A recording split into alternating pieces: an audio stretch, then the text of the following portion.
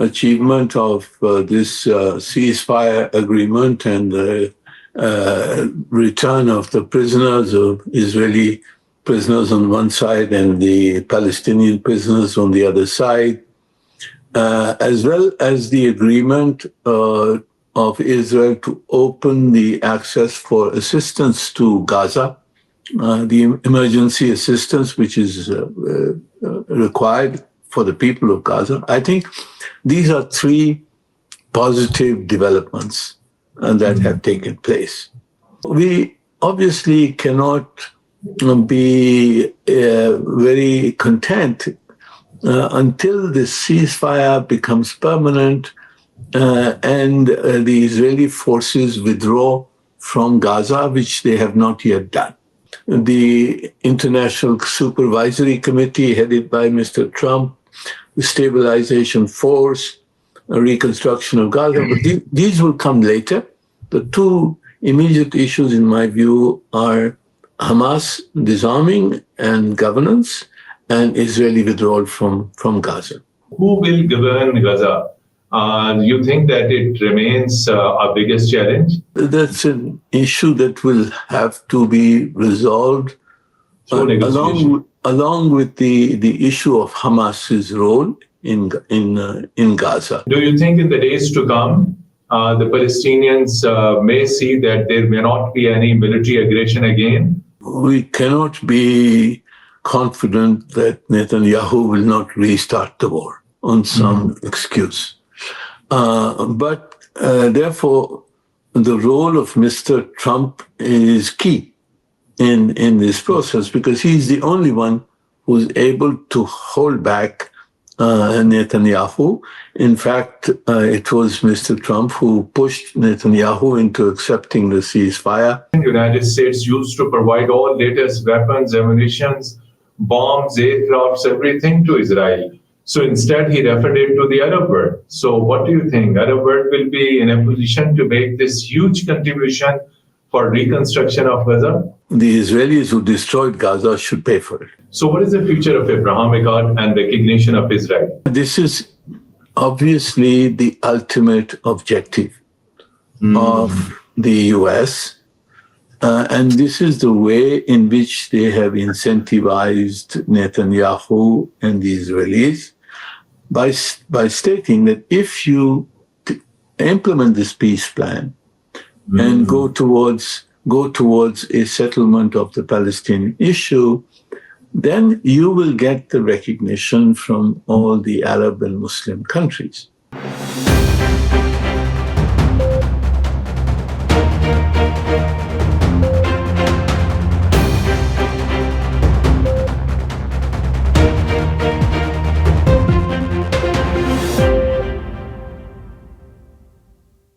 Bismillah ar-Rahman ar-Rahim. Hello and welcome to Program Insight in V News English. Dear viewers, in Egyptian city of Sharm el-Sheikh, historic peace agreement on Gaza ceasefire has been signed in the presence of global leaders, including US President Donald Trump. And it was US President's initiative to bring peace in Gaza, in the presence of several world leaders, including Egyptian president, including several other Arab leaders, and including Prime Minister of Pakistan, Mr. Shahbaz Sharif. But despite this peace agreement and release of hostages by Hamas and release of Palestinian prisoners from Israeli side, there are still challenges to the peace in Gaza. Not only challenges of peace, but there are several other huge challenges ahead, including reconstruction of this valley, Gaza Valley, which has been almost 80% has been destroyed. Another biggest question and the challenge is who will govern this Gaza Valley, and whether Hamas will be able to again take over the control of Gaza politically. To discuss this all, we are fortunate to have with us Pakistan's permanent representative to United Nations, Ambassador Munir Akram. It was Ambassador Munir Akram who, at the initial stage, in the early months of Gaza conflict, forcefully took up this matter at several UN forums, including General Assembly, including United Nations Security Council, and strongly criticized the Israeli barbarism against Palestinian, Israeli aggression against Palestinian. And Ambassador Munir Akram has been on board on several diplomatic initiatives which were aimed at bringing peace, but peace could not be established at that time. So after almost 2 years, now peace has been established. To discuss this all, we are today joined by Ambassador Munir Akram. Very warm welcome to Program Inside in V News English, Excellency. Thank you, Mateen. So pleasure to have you. So as you have seen already, it was a global story, signing of this Gaza peace agreement in Sharm el-Sheikh, Egyptian tourist city, in the presence of several world leaders. But again, doubts and questions whether Israel will honor this in the longer time, keeping in view a quote from Israeli Prime Minister's speech that his military mission is yet to be completed. So this particular sentence still poses threat to the peace in Gaza. Quite right.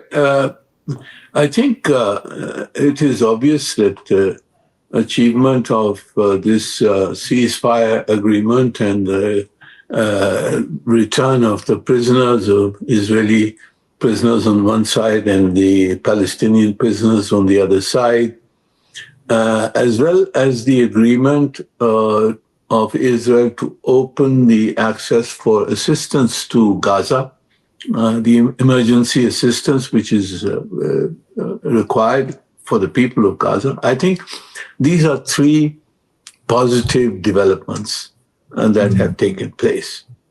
But at the same time, you know that there was a ceasefire agreed through the Security Council earlier, and this ceasefire was then unilaterally broken by Netanyahu. Israel. Exactly.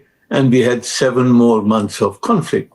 So we obviously cannot be very content until the ceasefire becomes permanent and the Israeli forces withdraw from Gaza, which they have not yet done.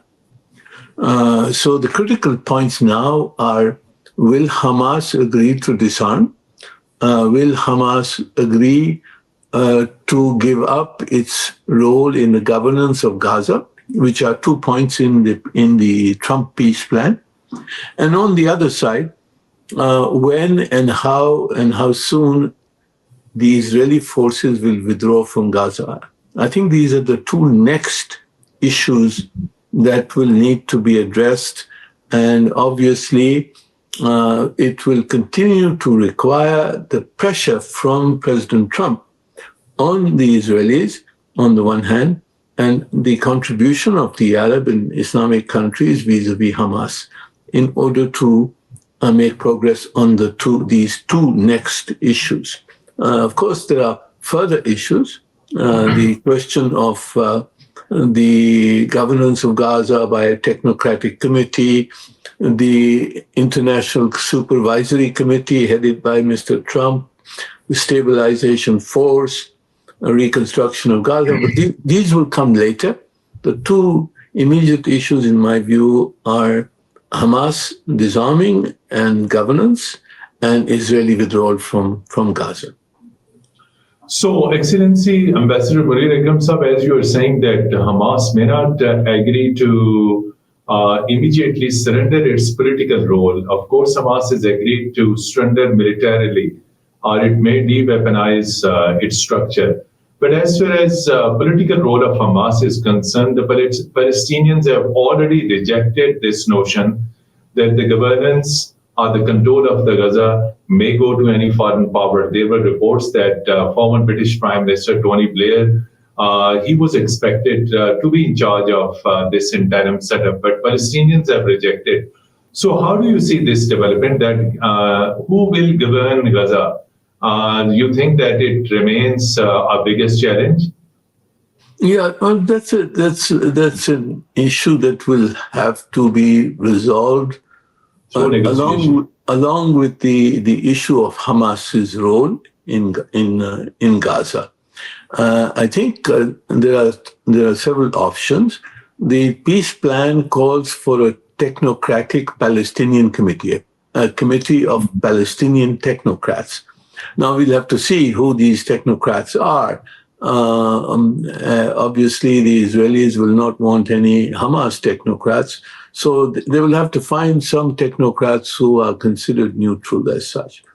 Then the Palestinian Authority, Mr. Abbas, this Palestinian Authority, they want to be the ones to rule, to govern both Gaza and the West Bank. And West Bank. And the Israelis have rejected that. But I think this will be part of the negotiation to see first of all, what the technocratic committee is, and then to see who will govern, whether it will be the Palestinian Authority.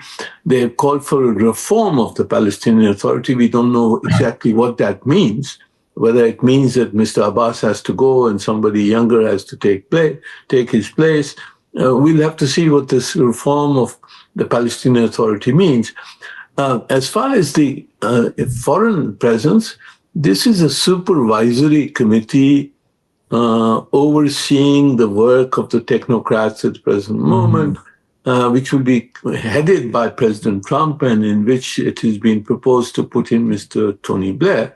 We'll have to see whether this is acceptable. I think Mr. Trump's role has been accepted by all, but whether Tony Blair will be in there, this has to be accepted by the Palestinians and also by the Arab and Islamic countries who are part of the discussions that took place in Sharm el-Sheikh and will take place in future. So we'll have to see what happens on these points. As far as this plan is concerned, Ambassador Munir Akram Saab, there was another clause that initially there will be troops which will perform the duties of maintaining peace and law and order, mainly similar on the pattern of United Nations peacekeepers. Initially, these troops may come from the Arab world, Arab and Islamic world.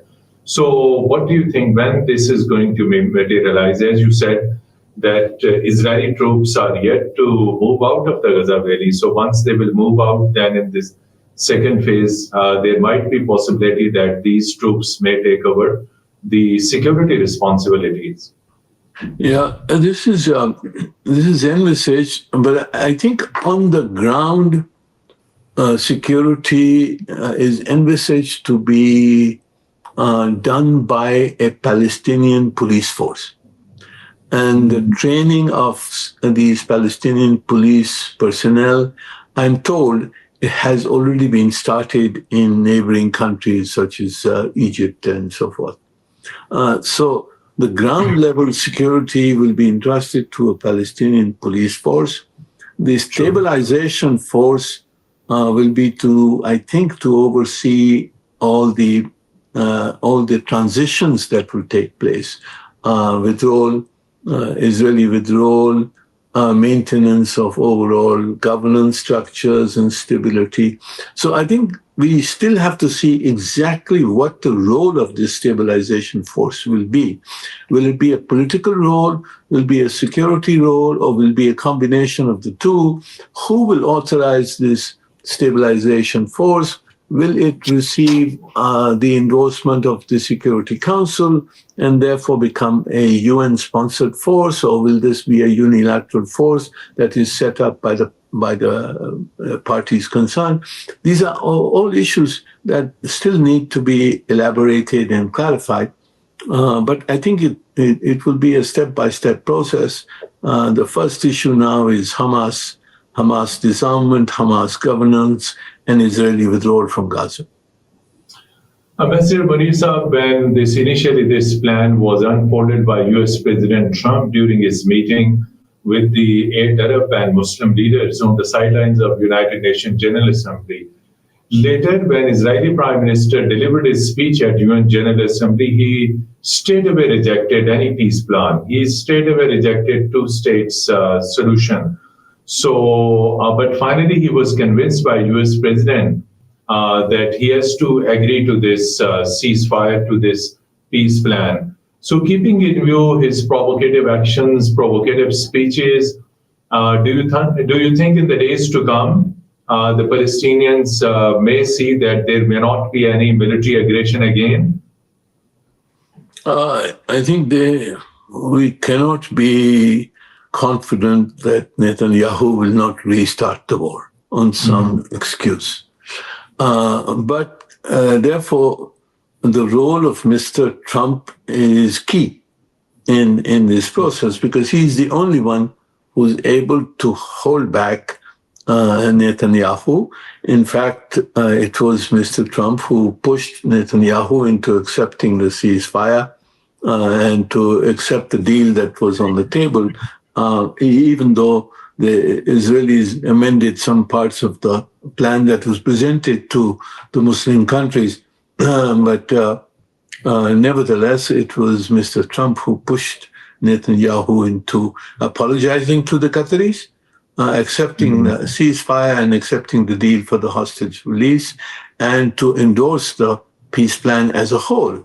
And that is important because in the peace plan that Trump has presented, there are three very important positive things for the Palestinians. One, that there will be no expulsion of people from Gaza. Second, that Mr. Trump has ruled out annexation of the West Bank. And third, there is very important aspect, exactly. Yeah, and the third is that there is a reference. It's not a satisfactory reference, but there is a reference to the aspirations of the Palestinian people for a state and the eventual progress towards a two-state solution. This is mentioned in the peace plan. So these are important points which we will, the Arab and Muslim countries and the Palestinians will need to hang on to. And therefore it will be important that Mr. Trump's participation and continued attention to the implementation of this plan must be ensured, because without him, the Israelis will do whatever they want. So another important thing is a huge task, and that task is the reconstruction of this Gaza. Of course, hospitals, apartments, religious places, mosques, schools, colleges, everything almost has been destroyed in Gaza. And according to one initial estimate, United Nations has estimated that minimum $50 billion are required.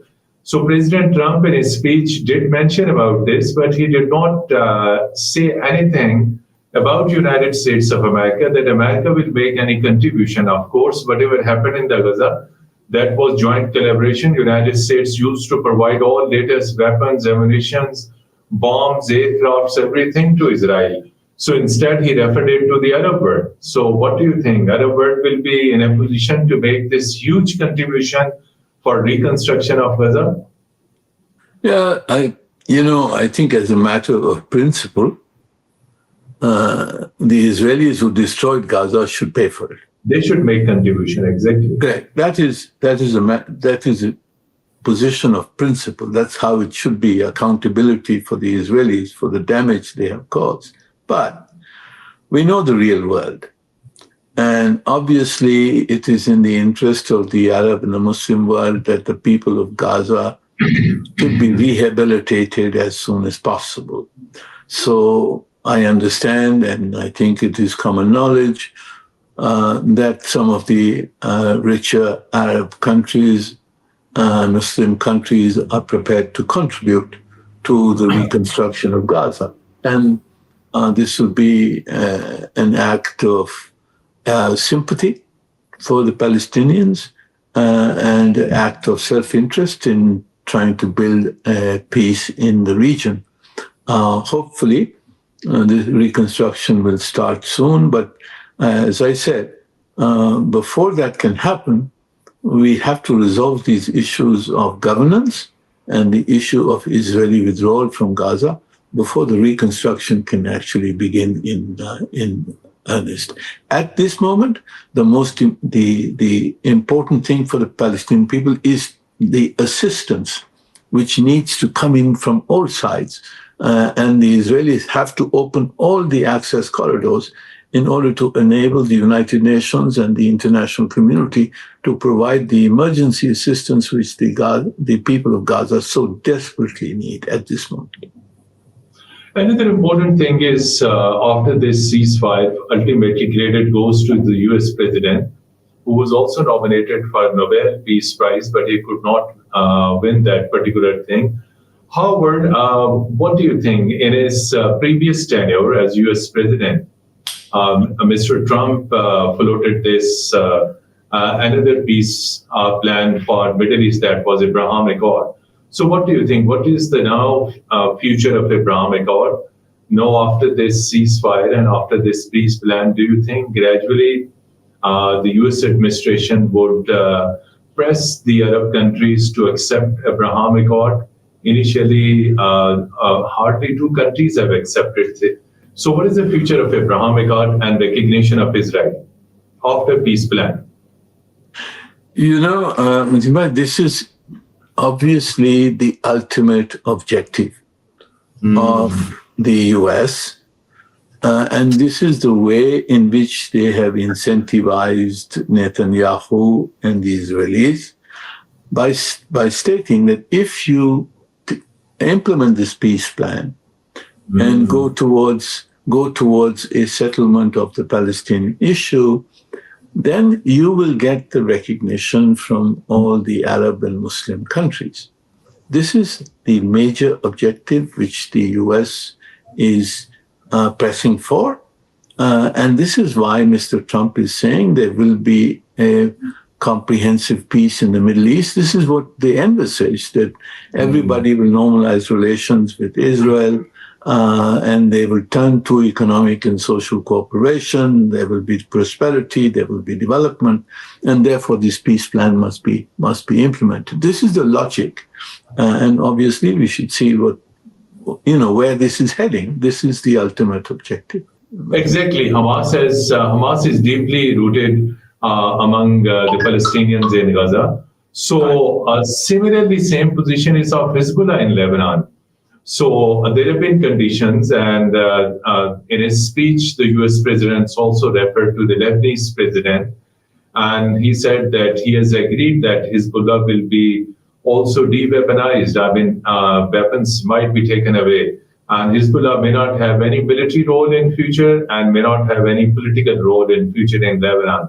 So how you see this particular development, because it was Hezbollah that has been a very, very major threat to Israel. Hezbollah has been fighting not only from Lebanon, but also used to provide strategic and military support to different armed groups within the Gaza Valley. So if both these organizations are disarmed, Hamas and Hezbollah, then Israel will be all open to do anything against Lebanon, Syria, Gaza, West Bank.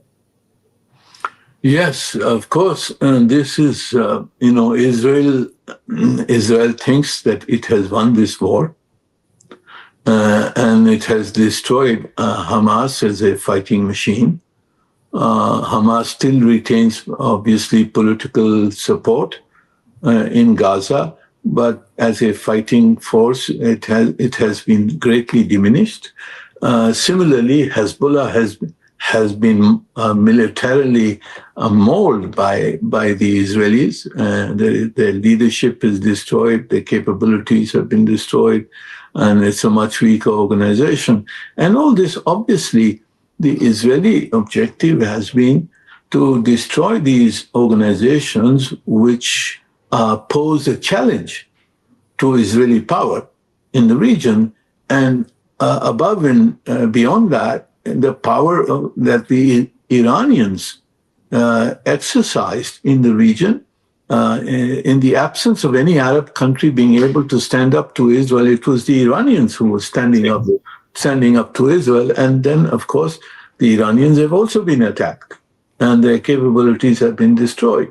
So it is a different Middle East after this war. The Israelis have militarily diminished all their rivals in the region, and now they would want a peace that will be conducive to Israel's existence, its recognition by all the neighbors and the Arab and Muslim countries, and to go forward.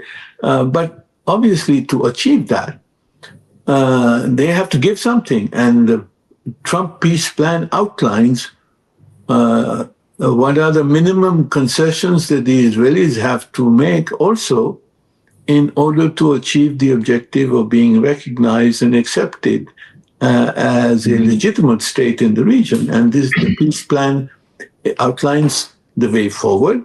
And this is, I think, if it is implemented, this is where it will go. And there is a new configuration of power in the Middle East, and the Israelis have diminished all their rivals.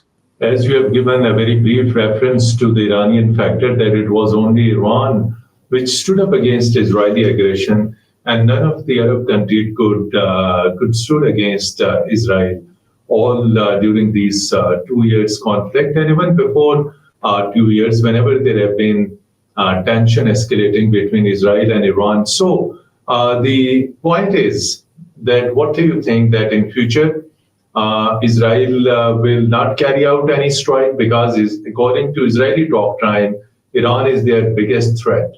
And the Iranian nuclear program precisely is the biggest threat.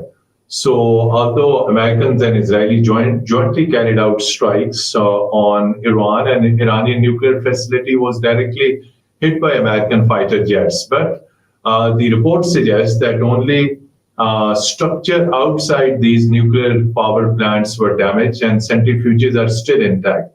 So two questions within this point. Do you think that in future Iran will be able to rebuild its nuclear program or resume its nuclear program? And second, in future, do you think Israel will again carry out strikes against Iran? Well, first of all, I think it's very difficult to assess really how much damage has been done to the Iranian nuclear. On the ground, exactly. Whatever the damage, in any case, it has been damaged, and it has been at least delayed, if not destroyed, as such. So at the same time, Iran's military capabilities have been greatly diminished by the attacks that the Israelis and the Americans have mounted. So Iran will need time to rebuild its strength at the moment. And therefore, Iran is very vulnerable at the present moment militarily to aggression from Israel or anybody else. And therefore, the Iranians will need to adopt a lower profile in the region and to take the time to rebuild their strength before they can emerge. And perhaps their approach to the region may evolve. They have said again that they do not want a nuclear weapon. They have established normalization of relations with Saudi Arabia and with other Gulf countries. They've adopted a much more positive stance towards Pakistan. So I think Iran is readjusting its foreign policy in the light of the experience of this conflict that they've had with the Israelis. They are readjusting in order to see how best they can survive and prosper in the region. And I think these are directions that Pakistan should welcome. And we should help with the rehabilitation of Iran as our neighbor, as we are doing in strengthening our relationship with Saudi Arabia. Pakistan has a major role to play in the region as one of the major powers in the region. It's Pakistan, Saudi Arabia, Iran, Turkey. These are all important countries, both militarily as well as economically. And we have to see for ourselves how we want to construct this region.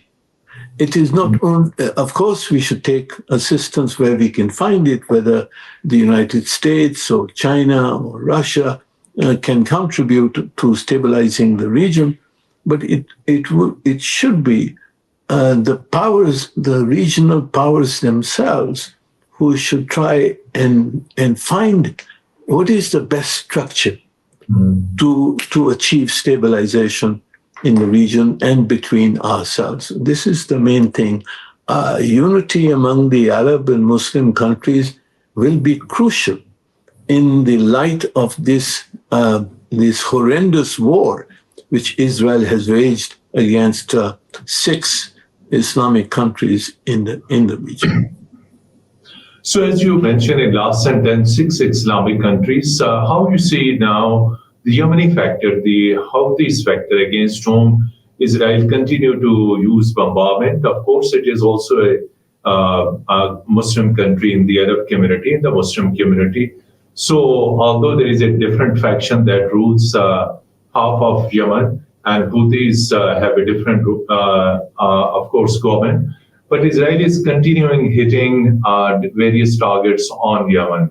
That is again a biggest security challenge. And in return, Houthis make missile attack, then drone attacks on ships carrying goods towards Israel or towards West. So, and it was alleged in the past that these Yemeni Houthis have secret support from Iran. So, how this issue is going to be handled? I think the solution of the Houthi issue will have to be part of the regional solution. The Houthis are acting against Israel because of their declared support for the Palestinians. Exactly, and now that has come to an halt. Exactly. That's right. They are reputed to have close relations with Iran. Perhaps this is a point of leverage that Iran retains in the negotiations for peace and security in the region. That is why I would again assert that the regional countries have, once on the one side we are trying to do this peace agreement which involves Israel and hold back Israeli aggression and try and achieve Palestinian rights. That is one track.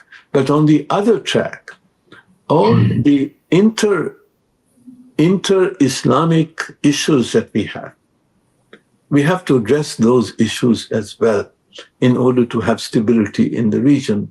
The Iran Saudi Arabian issues have been addressed. There is normalization there that must be promoted, that must be supported. There has to be normalization, closer relations between Pakistan and Iran that has to be supported. There is Turkey's role, Turkey's support to Qatar, for example. Turkey has military support to Qatar. It has been very helpful to Qatar in retaining its independence.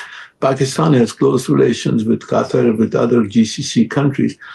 We have to see, how we can help each other to stabilize the region. And Pakistan has been saying this for many, many years. In every Islamic forum, Pakistan has proposed the creation of a security architecture for the Islamic countries. And I think this conflict that we've had with the Israeli aggression and against so many Islamic countries, while we try to settle that issue, we should not take the eye off the ball that the Islamic countries have to find ways to unify themselves, to build their own strength, because it is on the basis of that strength that they will be able to exercise independent foreign policies and national policies that are in their interest and not in the interest of somebody else. Excellency, you have been quite active in the United Nations since very, very long in different tenures. This is first time that Pakistan, being a non-Arab country, non-Arab Muslim country, which played a very direct role in bringing peace in the Middle East. On the sidelines of UN General Assembly, then he was Pakistan's Prime Minister, was invited to White House Then again in Sharm el-Sheikh, our US president was all appreciative of Pakistan's role in bringing this peace. So how you see, first time Pakistan went into the Arab world, played an active role, of course, provided suggestions, proposals, and these whole things. And ultimately, Pakistan got recognition and acknowledgement of this. How you see this particular development? This is obviously this is a good development in the sense that Pakistan is an important country. Country 240 million people, one of the sort of most largest, and as demonstrated, one of the most effective armed forces in the region, in the world, if you will. We are a nuclear armed country. So Pakistan is an important country. And I think we have underestimated ourselves many times. And I've been saying this for years. We are one of the most important countries in the region and in the world. And we have to act like that. We have to act as an important country, which we have not always done. We have been too defensive and too, at times, not at this time, but in the past. Now, in the Middle East, we must realize we have a role, and we are playing that role. We should play a positive role. But within the Arab and Muslim world, we have on the Palestinian issue, we have a supporting role. Mm-hmm. We are not a direct adjacent party, and therefore we will always have a supporting role, a role to support our Arab brothers in whatever way is possible for us to do without sacrificing our own national interest. So we should continue to play that supporting role. At the same time, we have to be careful and cautious to preserve our own national interests. We should not get into a situation where we may be called upon to compromise our key national interest, our position, our strategic program, our position on Kashmir, and our fundamental strategic relationship with China. These are red lines for us, and we should be very careful. This is a very, very important point you have shared. So in connection with that, Excellency, you have earlier seen from Iraq to Syria and Lebanon, and then Libya and Sudan, and then this almost in the entire Arab and Sahara region, there have been different terrorist organizations, IS, Daesh, Al-Qaeda, and these all organizations. And you better know whose proxy these militant and terrorist organizations were. And then these organizations, these terrorist outfits were moved from Arab region to Afghanistan. So do you think in future there is any possibility that these proxies may emerge again in the Arab world and create a challenge to the peace? Well, I mean, some of these proxies are already there. ISIS was focused in Syria and Iraq. It is still there. It is much diminished. It has been militarily mauled, but it's still there. ISIS components have flowed into Afghanistan. And from Afghanistan, ISIS has operated. They conducted terrorist attacks on Iran, in Russia, and in Pakistan, and Afghanistan itself. I think ISIS is there. Al-Qaeda, although much diminished, there are only 40, 50 old Al-Qaeda members but they are in Afghanistan. Those Al-Qaeda terrorists are training TTP. There are joint camps with TTP. And then there are the secessionist organizations. There's ETIM, which is the East Turkmenistan, so-called East Turkmenistan Independence Movement. Thank you so much indeed, Ambassador retired Mr. Munir Akram, Pakistan's former permanent representative to United Nations in New York, for participating in our program Insight in V News English and sharing thoughts and insights about peace in Middle East, the Middle East Peace Plan, which was signed in Sharm el-Sheikh in the presence of US President Donald Trump and several other world leaders. Dear viewers, till our next program, goodbye and Khuda Hafiz from studios.